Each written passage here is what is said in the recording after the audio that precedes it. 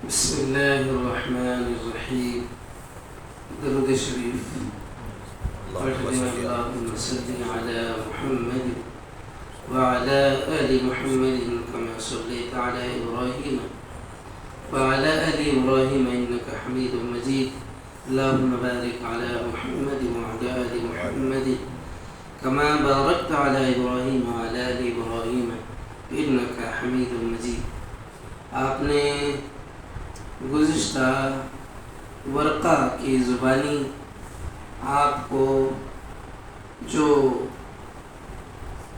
باتیں ورقہ نے سنائی، جس پریشانی سے آپ گزر رہے تھے، جبرائیل کی آمد، آپ پر پہلی وحی اور اپنا یہ غم اپنی زوجہ محترمہ امت مسلمہ کی ماں خدیجۃ الکبریٰ سے بتانا، اور آپ کی تشریف بخش باتیں، تسلی بخش باتیں، اور پھر ورقہ کی زبانی آپ کا سننا کہ اللہ نے آپ کو نبوت سے نوازا ہے.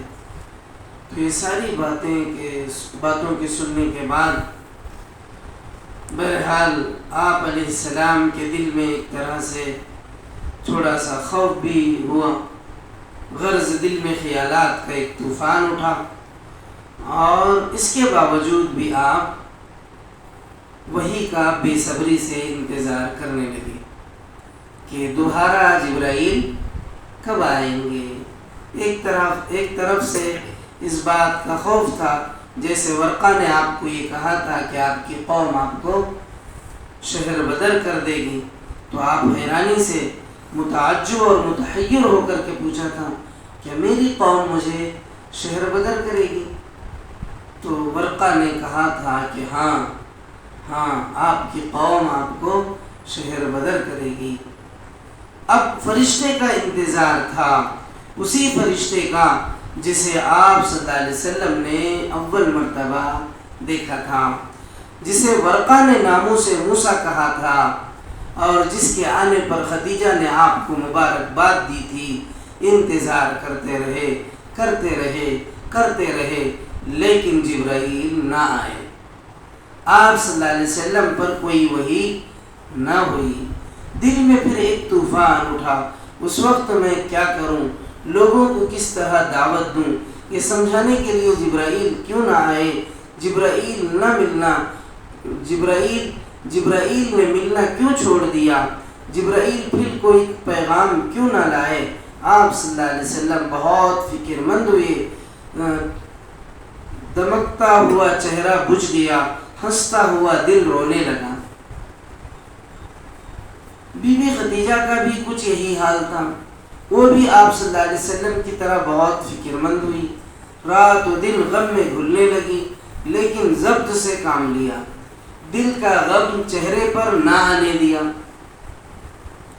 حضرت خدیجہ نے اپنے شوہر کو تسلی اور تشریح میں رکھنے کے لیے، حضرت خدیجہ کے دل میں بھی اس کا غم تھا، مگر چہرے پہ ظاہر ہونے نہیں دیا، کیونکہ غمزدہ آدمی کے سامنے اور بھی زیادہ غم کا چہرہ بنانا، غم کا رویہ اختیار کرنا اور بھی زیادہ غمزدہ کر دیتا ہے. جہاں تک ہو سکا تسلی دی، جس طرح ہو سکا آپ صلی اللہ علیہ وسلم کا دل بہلایا. ایک عقل مند اور ہوشیار بیوی کا جو رویہ ہونا چاہیے تھا، میری اور آپ کی ماں خدیجۃ الکبریٰ نے وہ رویہ اختیار فرما کر امت پر بہت بڑا احسان کیا. امت پر احسان ہے کیونکہ آپ امت کے نبی ہیں، محمد عربی، اس نبی کے ساتھ اس طرح کا سلوک کرنا، اور آپ کو ابتدائی دور میں آپ کو تشریح اور تسلی والی باتیں کرنا، اور آپ کے سامنے کسی بھی طرح جو ہے اپنے چہرے پر غم کے آثار کو نمودار نہ ہونے دینا، یہ آپ کے لیے بہت جو ہے تشریح اور تسلی والا عمل تھا حضرت محمد عربی کے لیے.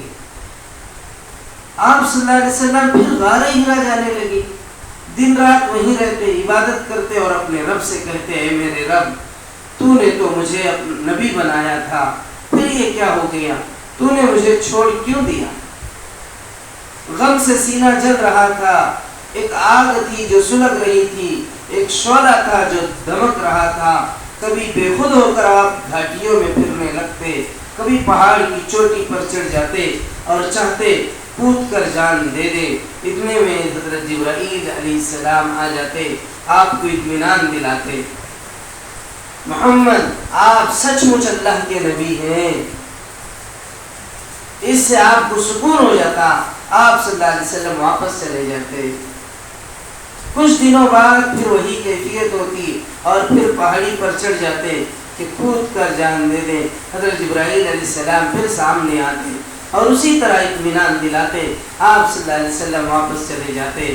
آپ صلی اللہ علیہ وسلم کے دل پہ کیسی چوٹ تھی، روح میں کتنی چبھن تھی، ذہن پر کتنا بوجھ تھا، وہی کا رک جانا کتنا بڑا آپ کے لیے غم کا پہاڑ تھا۔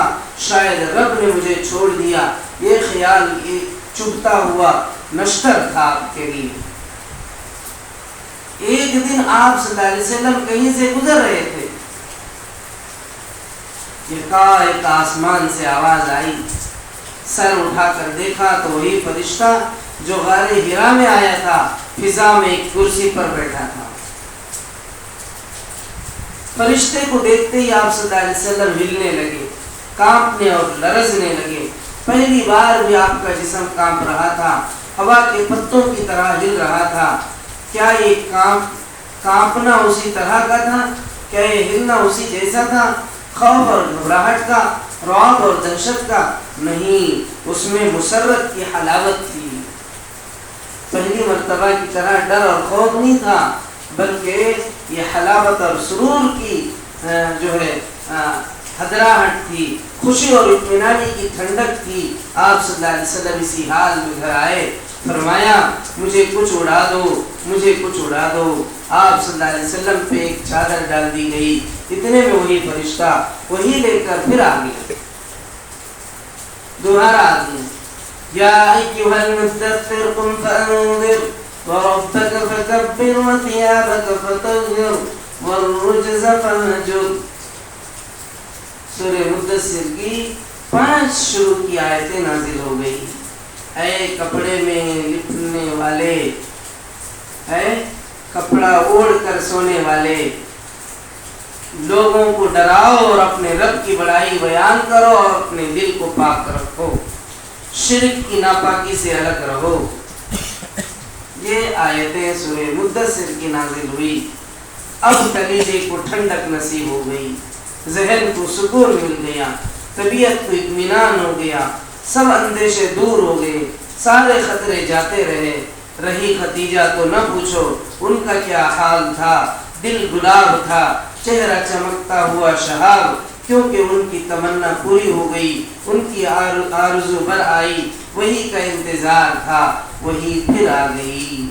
اس کے بعد کئی بار وہی آئی، حضرت جبرائیل علیہ السلام آتے رہے، رب کا پیغام سناتے رہے، لیکن خدا کا کرنا کچھ دنوں بعد پھر وہی پھر سے رک گئی۔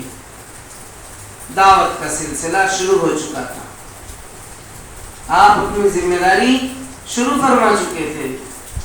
کافروں کی طرف سے مخالفت بھی زور و شور سے ہو رہی تھی، مخالفت کے لیے تنکے کا سہارا کافی تھا، وہی کا رک جانا تو خیر بہت بڑی بات تھی۔ انہوں نے اس موقع سے فائدہ اٹھایا، بولے یہ تو خوب بنی ہیں، نبی ہیں، 2-4 دن آسمان سے بات چیت رہی، یہ تو خوب نبی ہیں، 2-4 دن آسمان سے بات چیت رہی، جبرائیل کا آنا جانا رہا اور پھر غائب۔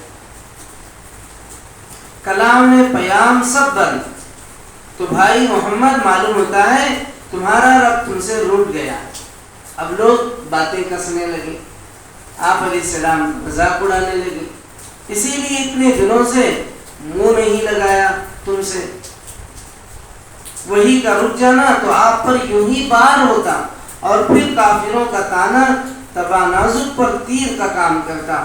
آپ صلی اللہ علیہ وسلم سخت بے چین ہوئے، لیکن زیادہ دن نہ ہوئے کہ حضرت جبرائیل پھر وہی لے کر آ گئے۔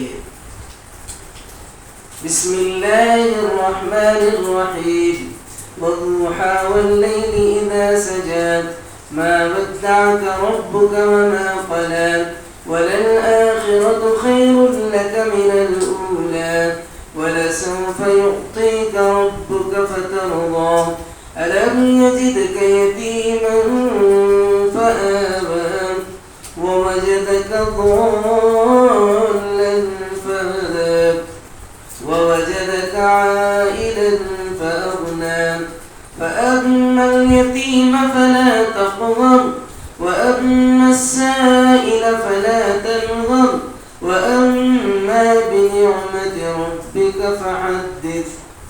سورہ زحا نازل ہو گیا. گواہ ہے سورج کی روشنی رات کی تاریکی جب وہ چھا جائے. آپ کے رب نے نہ آپ کو چھوڑا ہے نہ آپ سے ناخوش ہے. سارے کافروں کے تانوں کا جواب آ گیا. مشرک کافر جو تانے آپ کو دے رہے تھے اس کا جواب اللہ نے سورہ زحا میں دے دیا. اور رب نے آپ سے فرمایا آپ کے رب نے نہ آپ کو چھوڑا ہے نہ آپ سے ناخوش ہے اور آپ کے لیے انجام ابتدا سے بہتر ہے. جلدی ہی آپ کا رب آپ کو دے گا اور آپ خوش ہو جائیں گے. کیا ایسا نہیں اس نے آپ کو یتیم پایا تو ٹھکانہ دیا, بے خبر پایا تو سیدھی راہ سجھائی اور محتاج پایا تو مالدار کر دیا. تو آپ کسی یتیم کے ساتھ سختی نہ کریں نہ کسی سائل کو جھڑکیں اور اپنے رب کی اس نعمت کا چرچا کرتے رہیں. اللہ اللہ, خدا آپ سے ناراض نہیں ہوا, ناخوش ہو کر چھوڑ نہیں دیا بلکہ رحمتوں سے ڈھانپ لیا, نعمتوں سے نہال کر دیا. اب وہی برابر آنے لگی, وہی کا سلسلہ جاری رہا. آپ کے پاس حضرت جبرائیل علیہ السلام آتے, آپ کو اللہ کی آیتیں سناتے اور بتاتے کیا کریں کس طرح کریں. حضرت جبرائیل علیہ السلام نے بتایا کس طرح وضو کریں, کس طرح نماز پڑھیں. ایک دن آپ صلی اللہ علیہ وسلم مکے کے بالائی علاقے میں تھے. حضرت جبرائیل علیہ السلام آئے, آپ صلی اللہ علیہ وسلم کے سامنے وضو کیا اور بتایا جب نماز پڑھنی ہو تو اس طرح پاک ہوں. آپ صلی اللہ علیہ وسلم نے بھی اسی طرح وضو کیا. پھر حضرت جبرائیل علیہ السلام کھڑے ہوئے, آپ کو نماز پڑھ کر دکھائی. آپ صلی اللہ علیہ وسلم نے بھی انہی کی طرح نماز پڑھی. اس کے بعد حضرت جبرائیل علیہ السلام وہاں سے چلے گئے. آپ صلی اللہ علیہ وسلم خدیجہ کے پاس آئے, ان کے سامنے وضو کیا. پھر فرمایا نماز پڑھنے کے لیے پاک ہونے کا یہی طریقہ ہے. بی بی خدیجہ نے بھی اسی طرح وضو کیا. پھر آپ صلی اللہ علیہ وسلم نے نماز کے لیے کھڑے ہو گئے. بی بی خدیجہ نے بھی آپ کے ساتھ نماز پڑھی. کیا ہی خوشبخت اور خوش نصیب ہیں حضرت خدیجہ الکبریٰ کہ زمین پر پڑھی جانے والی سب سے پہلی نماز یعنی نبی صلی اللہ علیہ وسلم کے بعثت کے بعد, اس سے پہلے نمازیں ہوئی ہیں مگر آپ کے بعثت کے بعد, محمد عربی کے بعثت کے بعد سب سے پہلے پڑھی جانے والی نماز میں محمد عربی کے ساتھ حضرت خدیجہ کا نماز پڑھنا, پہلی ہی نماز میں آپ کا شریک رہنا, یہ حضرت خدیجہ الکبریٰ کی فضیلت کو ظاہر کرتا ہے. تو آگے آپ سنیں انشاءاللہ نقل. اللہ ہمیں محمد عربی صلی اللہ علیہ وسلم کی محبت اپنے دلوں میں پیدا کرنے اور آپ کی اتباع کے لیے اپنی جان توڑ سعی و کوشش کرنے اور آپ کی ہر سنت کو اپنی جان سے زیادہ معزز بنانے کی اللہ ہمیں توفیق عطا فرمائے. اللہ ہم سب کو نیک توفیق عطا فرمائے. آمین. سبحان اللہ بحمدہ, سبحانک اللہم بحمدک, واشہد ان لا الہ الا انت واستغفرک واتوب الیک.